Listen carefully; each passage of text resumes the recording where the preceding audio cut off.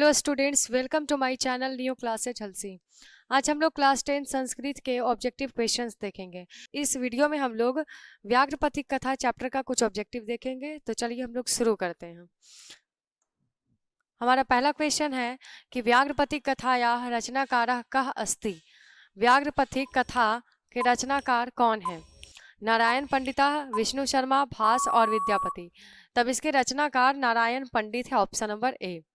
Next question है कि व्याघ्रपति कथा कस्मात् ग्रंथात् उद्धृता अस्ति। व्याघ्रपति कथा किस ग्रंथ से उद्धृत है? पंचतंत्रात् पंचतंत्र से, रामायणात् रामायण से, हितोपदेशात् हितोपदेश से और विष्णु पुराणात् या विष्णु पुराण से। तो व्याघ्रपति कथा जो है वह हितोपदेश नामक ग्रंथ से उद्धृत है, ऑप्शन नंबर सी। अगला क्वेश्चन है कि क्रियाम विना किम भारम। क्रिया के बिना क्या भार के समान होती है? कहा गया कि क्रिया के बिना क्या भार के समान होती है? शास्त्र, विवेक, ज्ञान और पुस्तक। तो क्रिया के बिना जो ज्ञान है वह भार के समान होती है, ऑप्शन नंबर सी। अगला क्वेश्चन है व्याघ्रपति कथायाः कस्य दुष्परिणामः प्रकटति। व्याघ्रपति कथा जो है वो किसके दुष्परिणाम को प्रकट करती है? क्रोध, लोभ, अज्ञान या मूर्ख। तो व्याघ्रपति कथा जो है वह लोभ के दुष्परिणाम को प्रकट करती है, ऑप्शन नंबर बी। दुराचारी का आशय, दुराचारी कौन था? बाघ या भालू या वानर या मनुष्य। तो दुराचारी कौन था? बाघ था, व्याघ्र, ऑप्शन नंबर ए। अगला क्वेश्चन है पथिक ने कहाँ पर स्नान किया था? सरोवर में, गंगा जल में या कुएं में या नदी में। तो जो पथिक था वह सरोवर में स्नान किया था, लेकिन असल में वो सरोवर नहीं बल्कि गहन क्या था? कीचड़ था। अगला क्वेश्चन है कस्य पुत्रा दारा चामृता। मतलब किसके पुत्र और पत्नी मर गए थे? सिंहस्य सिंह के, पथिकस्य पथिक के, व्याघ्रस्य बाघ के या धार्मिकस्य धार्मिक के। तो सिंह ने कहा था चैप्टर में कि मेरे पुत्र और मेरी पत्नी जो है वो मेरे पाप के कारण मृत्यु के मुंह में चले गए, वो मर गए हैं। तो option number A right answer हो जाएगा। अगला क्वेश्चन है कि व्याघ्रपति कथा पाठ में किसके लिए कौनतेय शब्द का प्रयोग हुआ? तो कौनतेय शब्द का उपयोग किसके लिए किया गया है? राइट आंसर हो जाएगा युधिष्ठिर। युधिष्ठिर को कौनतेय कहा गया, कुंती पुत्र। अगला क्वेश्चन है कि इदम डैश गृहताम। मतलब इदम मतलब यह, और इसके बाद गृहताम मतलब ग्रहण कर लो, यह ग्रहण कर लो। तो क्या ग्रहण कर लो? सोने का कंगन, option number A right answer हो जाएगा। कथम मारात्मके त्वयि विश्वासा।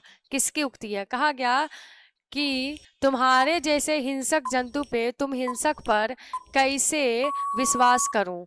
ऐसा कहा था किसने? पथिक ने कहा था, ऑप्शन नंबर बी होगा राइट आंसर। अगला क्वेश्चन है हितोपदेश कैसा ग्रंथ है? धार्मिक या बाल कथा ग्रंथ या वैज्ञानिक कथा ग्रंथ या व्यंग कथा ग्रंथ। जो हितोपदेश है वह बाल कथा ग्रंथ है, ऑप्शन नंबर बी। अगला क्वेश्चन है कि व्याघ्रपति कथा किस ग्रंथ से उद्धृत है? हितोपदेश, पंचतंत्र, नीति शतक या नीति श्लोक। तो व्याघ्रपति कथा जो है वो हितोपदेश नामक ग्रंथ से उद्धृत है। किसको धन या दान देना चाहिए? तो इस चैप्टर में कहा गया है कि सही स्थिति, सही समय और फिर सही पात्र उसको दान देना चाहिए। ठीक है, तो राइट ऑप्शन हो जाएगा ऑप्शन नंबर ए कि दान किसको देना चाहिए? दरिद्र को देना चाहिए। नेक्स्ट क्वेश्चन है कि आहा महापंके पतितो असी किसने कहा? तो हंस हंस करके बाघ कह रहा था ये कि आहा आहा हंस करके कहा बाघ ने कि महापंके महामूर्ख पतितो अस्मि गिर गए हो, ऐसा कहा था। तब ये बाघ ने कहा था जब वह गहन कीचड़ में फंस गया था तब। व्याघ्रपति कथा में दान धर्मादिकम चरतु भवान किसकी किसकी कथन है? ये किसका बात है? तो दान धर्म आदि चरतु भवान मतलब कि आप दान धर्म आदि करिए, ऐसा किसने कहा था? धार्मिक ने, पथिक ने, बाघ ने या लेखक ने। तो यह जो उक्ति है वह बाघ की है, ऑप्शन नंबर सी। व्याघ्रपति कथा में कुत्र तव कंगनम किसका कथन है? कथन याद रखना है इस चैप्टर का।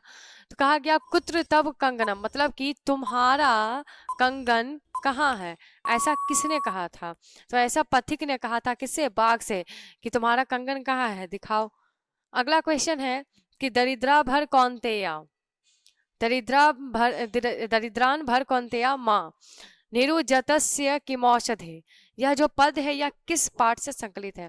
तो कहा गया है कि हे कुंती पुत्र युधिष्ठिर, जो निर्जन है, जो निर्धन है, जो दरिद्र है, उनको दान दीजिए। जो रोगी होता है उसे औषधि की आवश्यकता होती है, अकारण दवा क्यों देना। तब यह जो पद है यह लिया गया है व्याघ्रपथी कथा से, ऑप्शन नंबर ए। अगला क्वेश्चन है कि इदम सुवर्ण कंगनम गृहताम, मतलब यह सोने का कंगन ले लो, किसने कहा? तब यह बाघ ने कहा था, ऑप्शन नंबर सी। अगला क्वेश्चन है कि यह पाठ हितोपदेश के किस खंड से लिया गया है? ये भी याद रखना है कि जो व्याघ्रपथिक कथा जो चैप्टर है, जो व्याघ्रपथिक कथा ये जो चैप्टर है, ठीक है, यह हितोपदेश के किस खंड से लिया गया है? तब यह मित्र लाभ नामक खंड से लिया गया है, ऑप्शन नंबर सी। अगला क्वेश्चन है कि बूढ़े बाघ के हाथ में क्या था?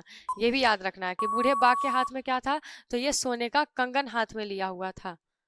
अगला क्वेश्चन है कि लोभ के दुष्परिणाम का वर्णन किस पाठ में है? अलस कथा में, या शास्त्र कारा में, या व्याघ्रपति कथा, या कर्मवीर कथा में? तो जो लोभ का दुष्परिणाम है वह व्याघ्रपति कथा में दिखाया गया है। तो आज हम लोगों ने व्याघ्रपति कथा चैप्टर का कुछ ऑब्जेक्टिव देखा। अगले वीडियो में हम लोग भी संस्कृत का बुक का ऑब्जेक्टिव देखेंगे। अगर आपको वीडियो अच्छी लगी होगी तो इसे लाइक, शेयर एंड सब्सक्राइब करना ना भूलें। Thank you.